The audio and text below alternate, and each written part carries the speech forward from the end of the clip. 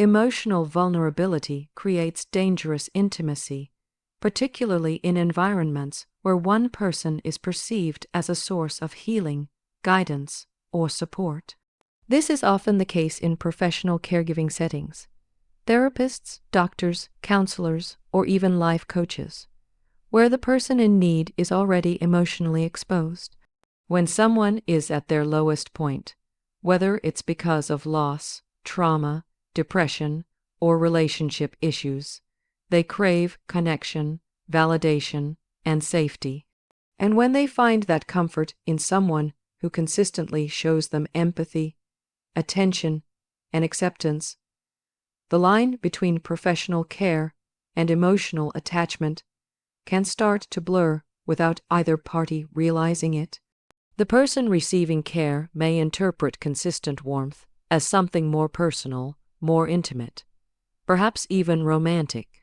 They begin to feel emotionally dependent, viewing the caregiver not just as a helper, but as someone who truly understands them in ways their spouse, partner, or family perhaps never did. On the other side, the caregiver isn't immune to emotional entanglement either. Caregivers are trained to be empathetic, to listen without judgment, to validate feelings, but they're still human. When a patient or client opens up deeply and consistently, the caregiver may begin to feel uniquely important in that person's life. This sense of significance can be intoxicating. It's flattering to be the one someone turns to for comfort, especially when you sense that you are the only one truly seeing them. Over time, the professional connection may begin to evolve into a personal emotional bond. This is particularly true if the caregiver is going through their own emotional void, an unsatisfying marriage, a loss of purpose, loneliness, or even burnout. The support they offer ends up being mirrored in the validation they receive, even if subtly. A mutual emotional dependency can grow in the shadows of what was initially a clear, ethical relationship. This kind of intimacy is not always overt. In fact, it often begins with seemingly innocent interactions, longer appointments, texts that stray from medical concerns to personal matters, small moments of eye contact that linger a bit too long. These aren't necessarily premeditated violations of trust, but rather organic slips that result from unspoken needs being met in unconventional and risky ways. The patient begins to confide about more than just their symptoms, perhaps their spouse's neglect, their loneliness, or their desire to feel seen again. The caregiver, if not vigilant, might respond with deeper empathy than the role allows, sharing pieces of their own life, their own struggles, their own quiet wounds. These mutual disclosures, over time, forge a deep emotional intimacy that may not even be consciously acknowledged until it's too late. The danger lies in how undetectable this kind of intimacy can be to outsiders, and even to those directly involved. It's not always about sex or physical closeness. Emotional infidelity is often more difficult to define, but far more powerful in its ability to cause internal conflict. When one begins to think about their patient more often than they should, when they feel anticipation or longing before a scheduled session, or when guilt starts creeping in because of how this relationship compares to their official one, those are signs that the emotional boundary has been crossed. And once crossed, it's extremely hard to undo the attachment. This is especially complicated when the relationship is shrouded in secrecy, when it exists only in texts that get deleted, in feelings that can't be voiced, in tension that simmers during every professional interaction. Emotional vulnerability, especially in a caregiving relationship, demands a deep level of self-awareness and ethical grounding. Without it, compassion becomes a channel for dangerous intimacy, and the line between help and harm can disappear almost invisibly. The illusion of rescue versus genuine connection is one of the most deceptive emotional dynamics in relationships formed through vulnerability. When someone is in pain, whether from emotional neglect, betrayal, depression, or loss, they are desperately seeking relief, an anchor, or even a savior. The person who offers that relief, particularly if they are consistent and emotionally available, often becomes more than just a helper in the eyes of the one being helped.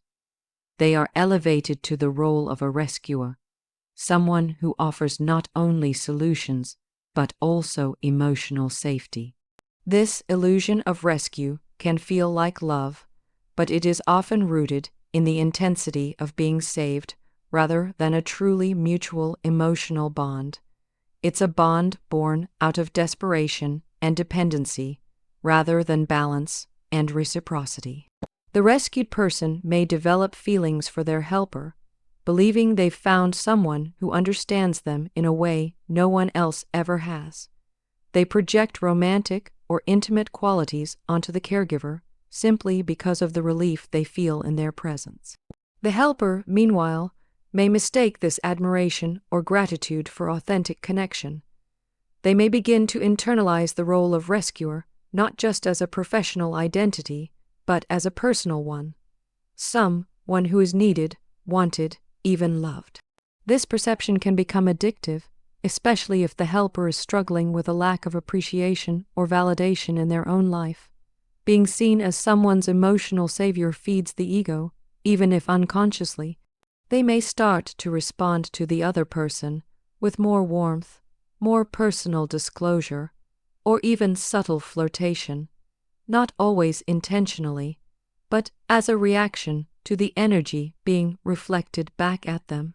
Over time, the helper may begin to believe that this connection is real and unique, and not merely the byproduct of a power imbalance or emotional dependency. What complicates this even further is that the illusion doesn't feel like an illusion to those experiencing it. It feels real, may be even more real than their existing relationship with a spouse or partner. The daily routines of a long-term relationship often feel dull compared to the emotional intensity of a new connection formed in crisis. The rescued person is deeply appreciative, emotionally open, and intensely focused on the helper. The helper feels chosen, trusted, and perhaps even adored. These are powerful emotions, especially when contrasted with the emotional fatigue and indifference that can grow in long-standing relationships. But this emotional high is often situational, not sustainable. It's built on the circumstances of emotional need and relief, not on a foundation of shared values, balanced communication, or real compatibility. This illusion can quickly spiral into emotional infidelity. The rescued individual begins to seek out more time, more conversation, and more personal connection with the helper. They might begin to withhold emotional parts of themselves from their spouse, reserving them instead for this new, special person who seems to offer something deeper. The helper may rationalize their growing attachment as a result of their patient or client truly seeing them, when in reality it's more about being idealized through the lens of desperation. The connection feels intense because of the emotional stakes involved, not because it's built to last. And when that intensity is misinterpreted as love, it sets the stage for betrayal, not just of spouses and partners, but of ethical boundaries and self-trust. The illusion of rescue tricks both parties. The rescued believes they've found someone who can save them from their pain. The helper believes they've found someone who appreciates them in a way no one else has. But the foundation of the relationship is built not on stability or mutual understanding, but on circumstantial, emotional need. What feels like love is often an escape, an emotional drug taken to ease the discomfort of unresolved pain.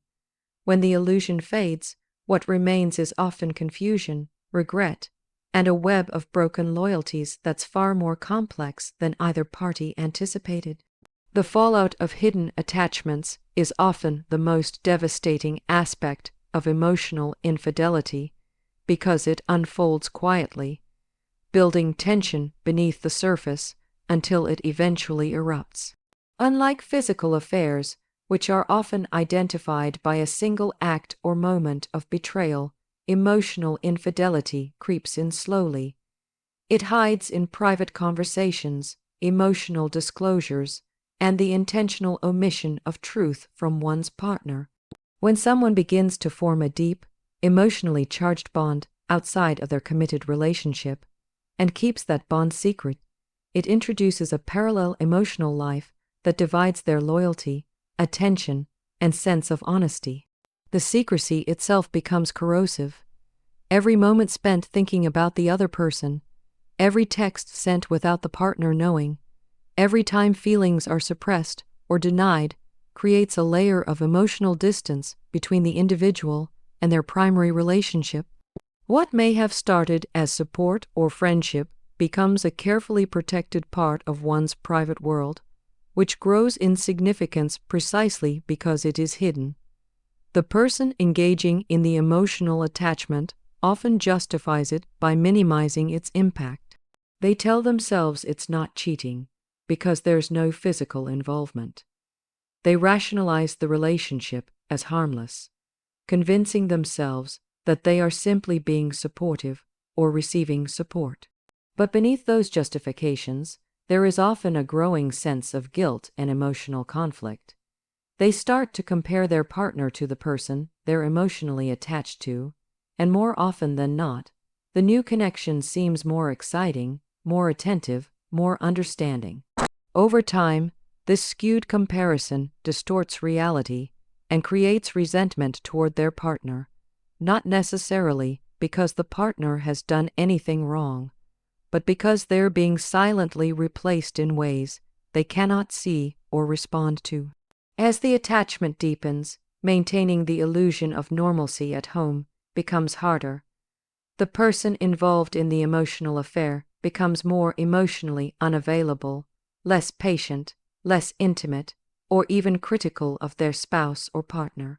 They withdraw in subtle but impactful ways: less eye contact, fewer conversations, decreased affection, all signs of emotional displacement. The spouse or partner may sense something is wrong, but can't quite name it, because there is no obvious betrayal to point to. This ambiguity creates tension, confusion, and often self-doubt.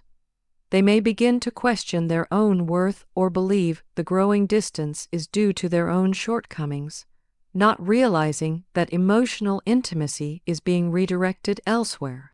The person keeping the secret often struggles with internal conflict.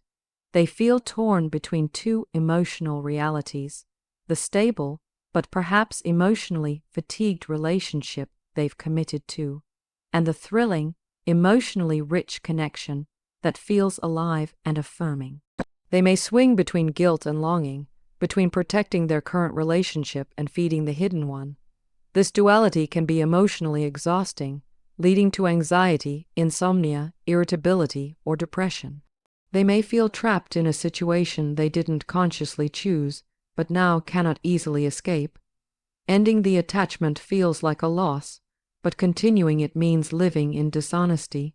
The longer this continues, the greater the emotional risk, because eventually something slips. A message read at the wrong time, a shift in energy that becomes noticeable, a moment of honesty forced by circumstances. When the truth finally surfaces, whether by confession or discovery, the emotional fallout is profound. Trust is broken not because of physical betrayal, but because of lies, omissions, and the intentional preservation of a secret world. The betrayed partner often feels an even deeper kind of hurt, because emotional infidelity speaks to something more intimate than sex: the sharing of thoughts, feelings, hopes, and secrets that were once exclusive. They grieve not just the betrayal, but the realization that their partner was emotionally elsewhere, while still physically present. Rebuilding trust after such a betrayal is extraordinarily difficult because it requires not only honesty going forward, but a full reckoning with why the emotional boundary was crossed in the first place. The scars of hidden attachments last long after the affair ends, sometimes permanently altering how both people view intimacy, loyalty, and emotional safety.